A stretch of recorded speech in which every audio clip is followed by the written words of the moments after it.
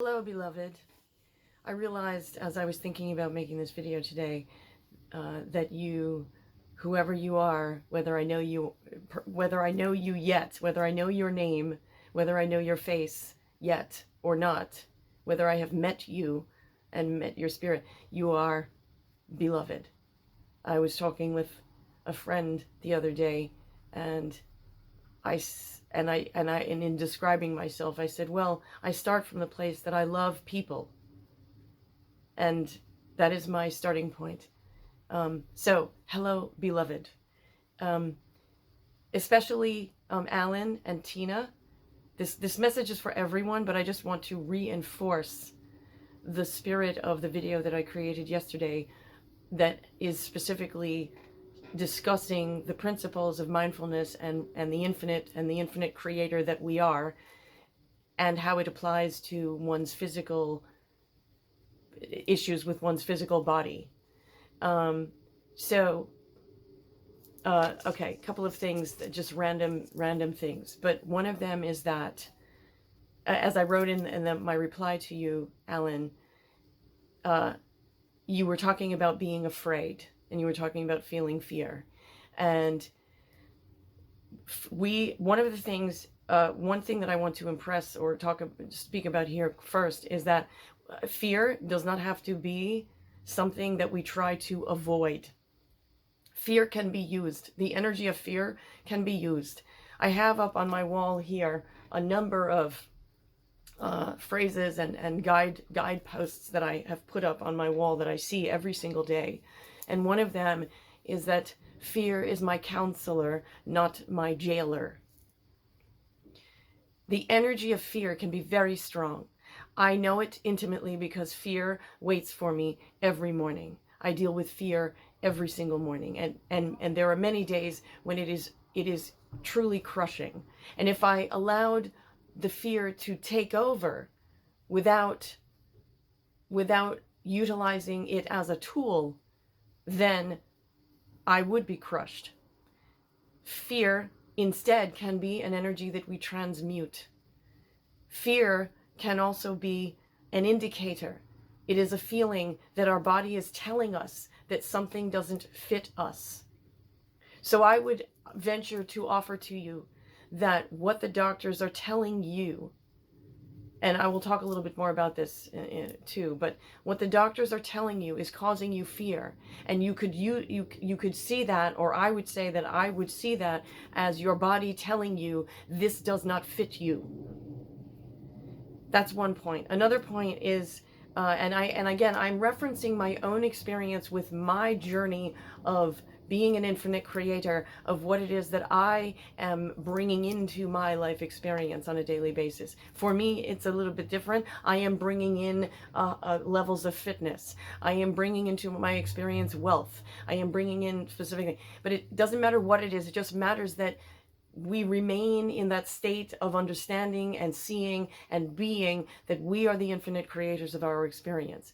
So what we say, the words that we use, the things that we think, the emotions that we engage in and focus on, these things are the things that are the tools, the means by which we create our reality. These are the means by which we create our reality. So it is very, very, very important to remember that the words that we use must be very carefully chosen. I am extremely careful with the words I speak and the things that I think and the feelings that I engage in. So you wrote in your post that you referenced my diabetes. And I would like to offer to you that you never ever say that again, because you are taking ownership of that. And rather, I would say, I would encourage you to please only say my health, my balanced insulin, whatever the condition is that is the desired condition, because you do not, in no way do you desire your body to be restricted in any way by anything that is limited. And diabetes is a limited condition, as is poverty, as is lack of any kind. In essence, diabetes, as is any condition, is the lack of 100% full functioning well-being. Your body is intelligent. You are a deeply intelligent, infinite creator. We are all deeply intelligent, deeply powerful, infinite creators of our experience. So our words and our feelings and the emotions that we engage in and the things that we think are the things that create our reality. If I am not afraid of something, it will not hurt me. I know I'm bouncing around a bit, but the words that you, so I would encourage you to change your language. I would encourage you to adjust your language to only speak of things that you desire. So instead of, it is not your diabetes. It is a condition that your physical reality has manifested. And this is the other thing. It is past thought and past emotional state and past words that now are manifesting in this particular physical condition at this moment. But that is all it is. There is this phrase, everything comes to pass. Everything comes to pass. So everything is flowing. Everything comes to pass. So it comes and then it passes. Okay. On the point of handling fear and working with fear. This is what I do when the fear is waiting for me every morning. And I'm telling you, no joke. I could spend the day in horrific sobbing if I focused on the fear. But instead now what I say is, oh, thank you, fear. You've come to visit again, and you have many things to say, and you have many points that you wish to make, and you're very loud, and you're very expressive, and that's okay. It's okay that you're very expressive. I understand. I understand that it's just the ego talking, and that's okay. So, hello, fear. I welcome you. And now I'm going to take your energy, and I'm going to say, you know what, fear? That's a lot of valuable, powerful energy. I'm going to focus it on this other thing. If you will pardon me, fear, thank you for being present, and thank you for your energy, and thank you. Now I'm going to take this energy and all this power, and I'm going to say, oh yes, but my language is that this is not mine. Or I should say, again, because the universe doesn't understand negatives, it doesn't understand not. So again, it's really important that that language reflects what you desire and what your true expression of you is. What is your authentic expression of yourself, Alan, Tina, Eva? Well, if I start from me and offer my own experience as a touch point for you, my authentic experience of life, my authentic self, is a very, very wealthy person who never worries about money, who is joyful about money because I have tons of it, and I'm also enjoy being generous. Not only do I enjoy life to the fullest and I do whatever I want, anytime I want, however I want, but now I am so wealthy that I can't help. It can't help. I'm so happy and fulfilled. I'm spreading it around me. And so that is my authentic existence. That is my authentic self. My truly authentic self is someone who is utterly financially free. That is my true authentic self. Alan, I would encourage you to change your language to only speak what is your authentic self. So I, Alan, my authentic self is a fully powerful, fully functioning, fully unlimited body. My authentic self walks in a fully unlimited body. My authentic self walks in a body that is fully balanced with insulin production, such as it is needed. My authentic self is a body. It walks in a body and functions and flows in a body that manages its sugar effortlessly. My cells are intelligent. So I tell my cells, this food nourishes me. I am using this food to make me stronger, to build my muscle. I picture myself building my muscle. I picture myself cleansing my body in whatever way I feel my attention is needed. I picture myself balancing my sugar. I picture myself burning the fat that I don't want on my body. I picture myself building the muscles that I require. Alan, I implore you from the depths of the most powerful place of my loving being. Alan, I love you. You are just as a human, okay? And I love you, and I love health for you. I love complete well-being for you. As I love complete fulfillment and wealth for myself, and I love money, and money loves me. And I love health, and health loves me. And Alan, you can say for yourself every day, every moment of every day, that you only look at what you desire. You only consider what is best for you. You only consider what gives you joy and fulfillment. You only think about what gives you joy and fulfillment. A balanced sugar management functioning in your body gives you fulfillment and joy. The medical staff telling you what kind of doom is coming to you does not fulfill you. It does not make you happy. It makes you feel fearful. This means that your body is telling you this does not fit you. I absolutely, from the deepest part of myself, I cannot say enough times, please do yourself that good. And if you must start from a place of simply being willing, then as I said yesterday in the video, then simply state every day, I am willing. I am willing to see my infinite self. I am willing to only see my fully functional, beautifully functioning physical body. I am only willing to see my completely fulfilled, financially free self. I am only willing to see my fully functioning lungs, my fully functioning breathing, my thin self, my fit self. I am only willing to see those things. And that is where my focus is persistently placed. With persistence, like a bulldog. Because the other thing that I would like to offer to you is that thinking about those negative things only makes you feel horrible. And the whole purpose for you and for us and for every human is to feel good. This is our purpose in life. This is what we must do for ourselves. This is our purpose here. To feel good, to feel joyful, to be fulfilled, to be happy.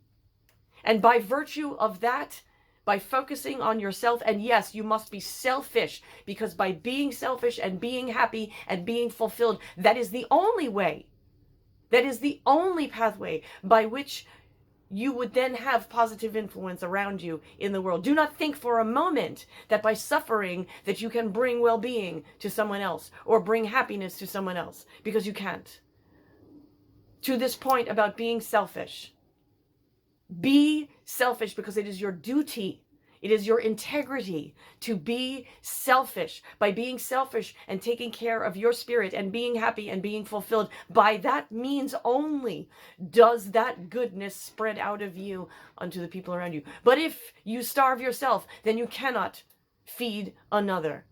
If you suffer yourself, then you cannot bring joy and fulfillment to another. If you are poor, you cannot bring wealth to another. You simply can't. It is scientifically impossible. It is truly and physically impossible. So, I strongly, I deeply, I implore you to really spend time with this idea. I implore you to step into, if all you can do from a starting point, if your starting point must be only willingness, then do that. Then focus on your willingness. Another thing I want to add here is that self-love is at the root of all blessings. So,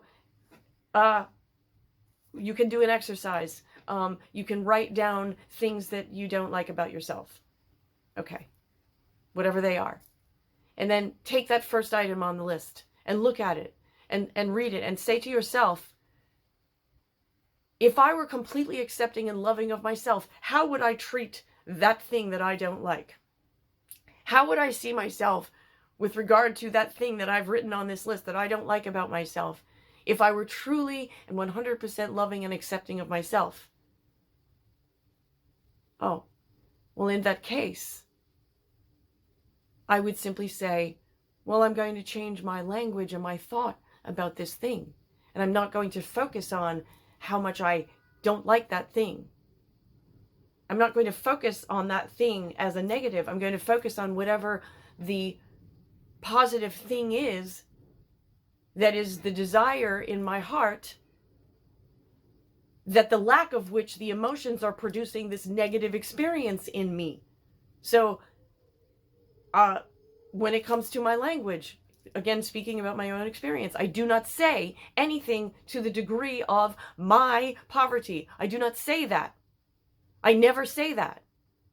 What I say is, oh, it's so great to be rich. I love being rich. Oh, I love being rich. It feels wonderful to be rich. So it feels wonderful to be fit. I love being fit. I love burning that fat off that I don't want on my body. I love building these muscles in my body. I love balancing the sugar in my body. I love managing the sugar in my body. I love having the exact amount of insulin that I need flowing through my veins. I love all of that. I love being able to completely breathe freely and powerfully. I love being rich. I love being fulfilled. I just love the experience.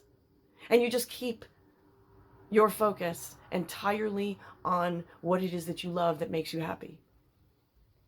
So the negative emotions are useful, and the fear is useful to tell you what it is that you want. The fear is useful in telling you what it is that you desire, what is good for you. The fear produces emotions that you experience as negative. Well, then the body is telling you that those things don't fit you. Being well fits you because being well feels wonderful. It feels fulfilled. Therefore, it fits you. It makes you happy. And when you are happy, what happens? You can't help but spread it around.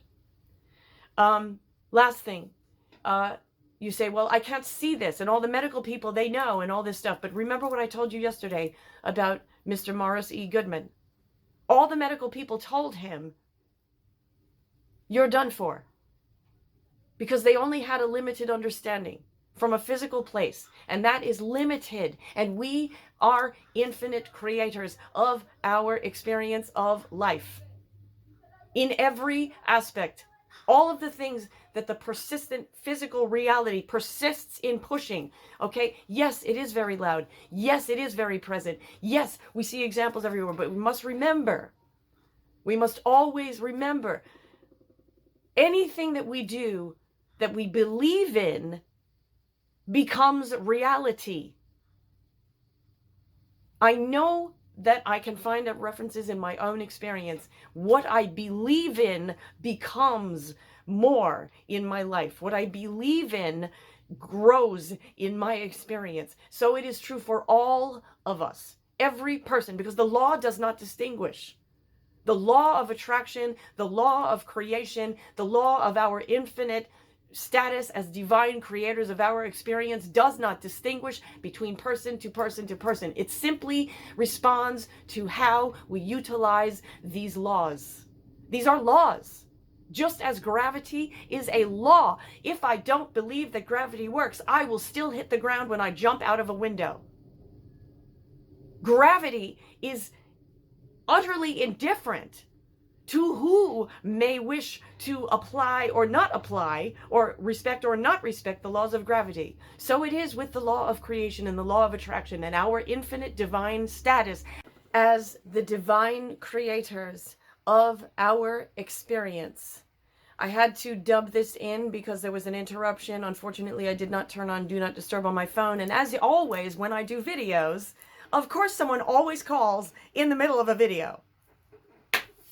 I don't get calls all day long, but as soon as I'm doing a video, I get a phone call. So anyway, back to the message.